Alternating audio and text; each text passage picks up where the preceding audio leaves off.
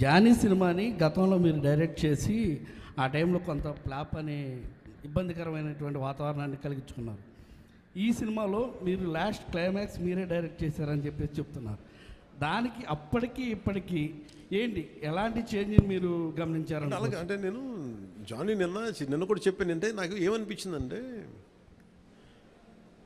ఒక సినిమా తీసేటప్పుడు చాలా నలుగుతూ ఉండే. నేను చెప్పేది సినిమా అనేది ఒక్కటే కష్టపడేది కాదు, ప్రతి ఒక్కటే ఈవెన్ ఒక చిన్నపాటి ఉపాధి శ్రామికుడు కూడా కష్టపడతారు, యుద్ధం చేయాలి పట్టుకోటి కోసం.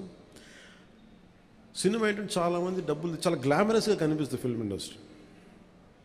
దానికి నేను ఒక చిరంజీవి గారు లాంటి అన్నయ్య ఉండి, నేను సక్సెస్ఫుల్ అయిన యాక్టర్గా ఉండి, ఖుషి తర్వాత వరుసగా విజయాల తర్వాత కూడా ఒక జానీ అనే సినిమాని నేను డైరెక్ట్ చేసేది ఆడకపోయిన వెంటనే